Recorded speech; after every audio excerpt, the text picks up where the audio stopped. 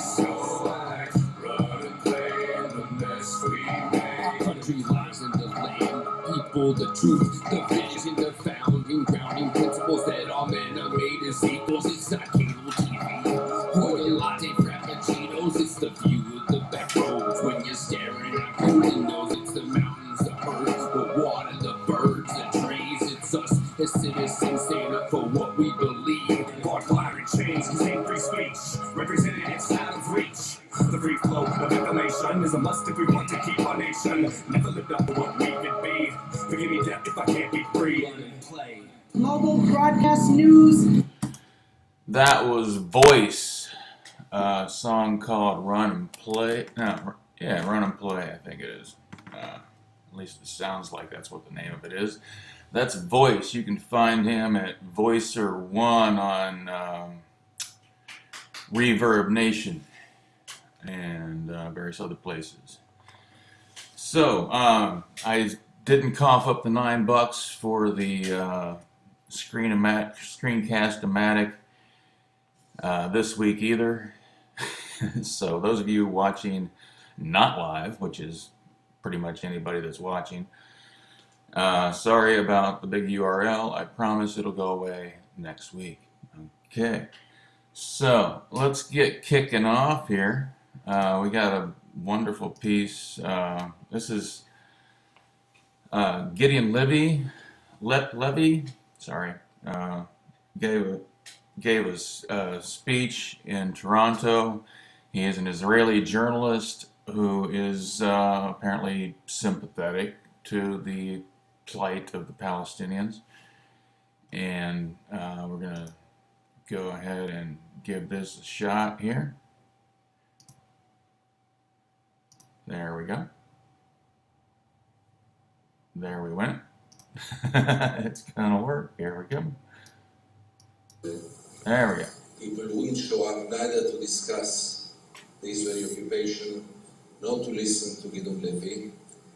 And would it be different? Maybe we wouldn't have to meet here, and we could have talked about other issues. Before I get to my main topic, I would like to add some more things about my personal background, because I think it counts to understand what happens and what was happening to the Israeli society. I was brought up as a good boy in Tel Aviv, a typical production of the Israeli education system, media, brought up in a non-political home whatsoever. My secrets were revealed already. I both served in the army, and what is much worse than this, I worked for Joan Baez for 4 years. And it was only in the late 80s when I started to do something that most of the Israelis don't do. I started to travel to the West Bank and Gaza. And then I realized that the real drama of Israel is taking place in its backyard, in its very dark backyard. And I realized that there is almost no one to tell the story of what's happening in a distance of half an hour drive from our homes. And I realized that I have to take upon myself this mission, this ungrateful mission of trying to tell the Israelis the stories that they don't want to know, that they don't want to hear about, trying to write things that they don't want to read. There was only one benefit in this decision of mine to take this mission upon myself, and this was, I mean, those of you who know something about journalism will appreciate it. So many times I found myself exclusive, which is the wet dream of any journalist. But I wish I was less exclusive in the Israeli society. Before I get to the topic itself, I first of all would like to thank from the bottom of my heart to the organizers, to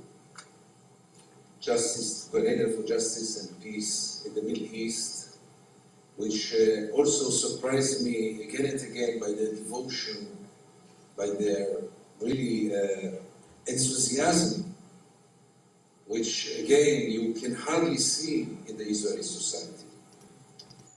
So, as with everything you're going to see today, you can watch the entire video on mobilebroadcastnews.com. This is a 7-part, the full, the full event. So you can see every goddamn thing he said right here on Mobile Broadcast News. So I want to slide on down. Oh, no, I'm not sliding on down. I'm moving on over. There we go. This is a new piece up from Jay Keating. And it's David Cobb, former Green Party presidential candidate, explaining quite well what the problem with corporate personhood is and how we can go about getting rid of corporate personhood and taking back our government. They tried to get individuals to invest money into an effort to do things like build the aqueduct system. You know, this amazing bit of civil engineering where water was run all over the Italian peninsula without any electricity, by the way, right? I mean, we're very clever people. Human beings are incredibly clever primates. We can get this done, right?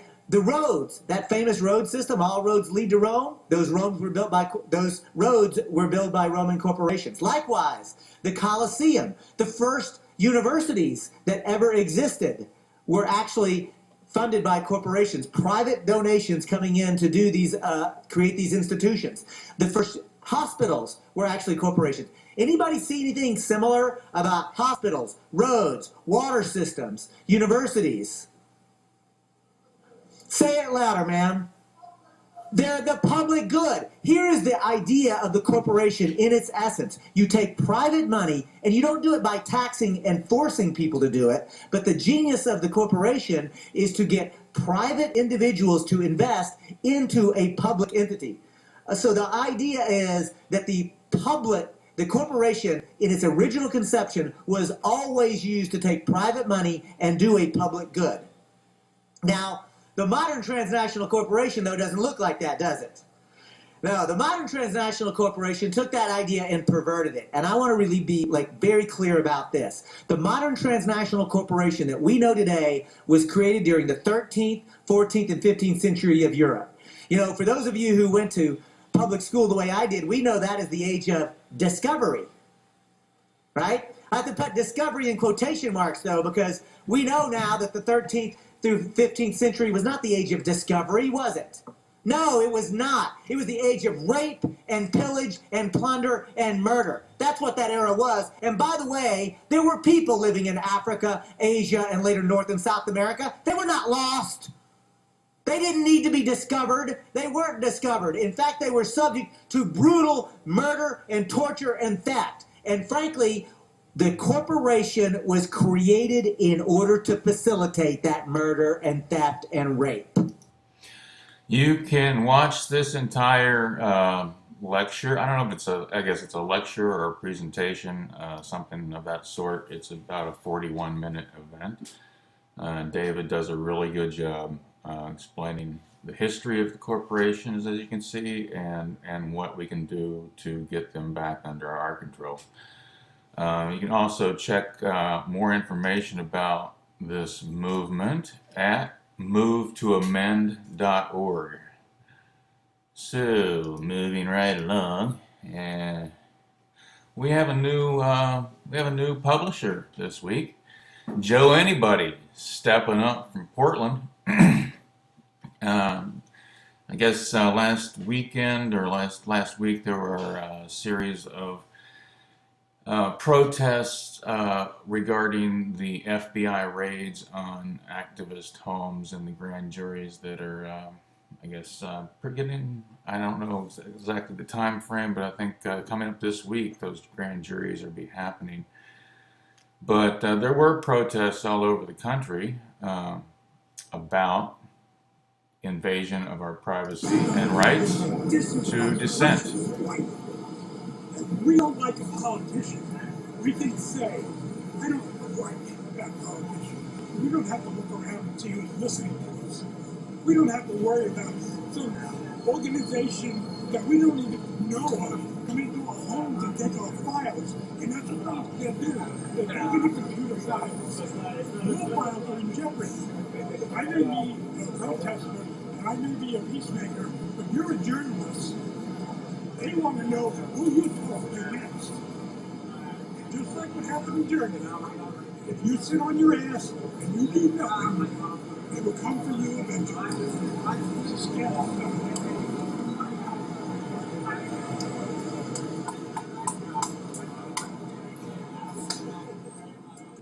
Hey Rick, how you doing? Pretty good. How you doing? What brings you out here? What brings me out? Yeah, in a nutshell. In a nutshell? Yeah. I'm against FBI intimidation of law-abiding citizens. We have a right to speak up in this country. It's called the First Amendment. It's not just for corporations now. You know, I'm glad to be here with these people who are out here just letting people know that the government can't intimidate us.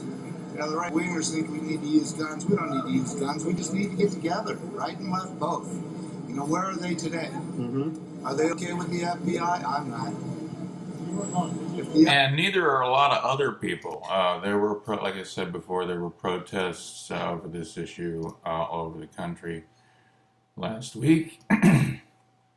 And as with anything, you can see Joe Anybody's entire video on mobilebroadcastnews.com or on Joe Anybody if you can find him on YouTube. Jeff Zavala stepped up with several videos this week.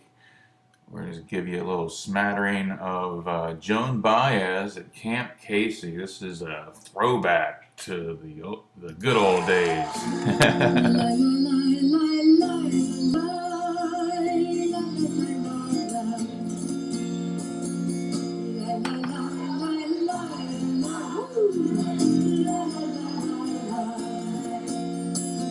Gracias a la vida que me ha dado tanto, me ha dado el sonido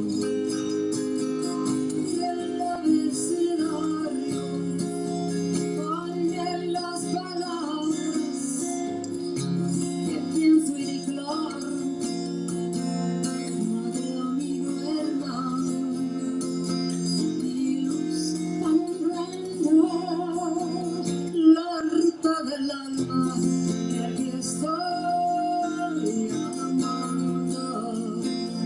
La la la la la la la la la la. And there's more of that. Wanted to show you this other video. We're getting a little short on time. I wanted to show you this other one from Jeff. This is Big Music Week, I guess, in Austin. The Pecan Street Festival. It's not even called Pecan Street anymore. It's 6th Street, and it's usually where all the college kids go to get drunk. So, but this was a festival that happened there last week. We've got orange skies and old fairy tales, faded Ferris wheels and hidden words, erased memories of nothing gets, but nevertheless I press on and on and on and on, to where the fields surround me and lilies sing lullabies at noon. Yeah.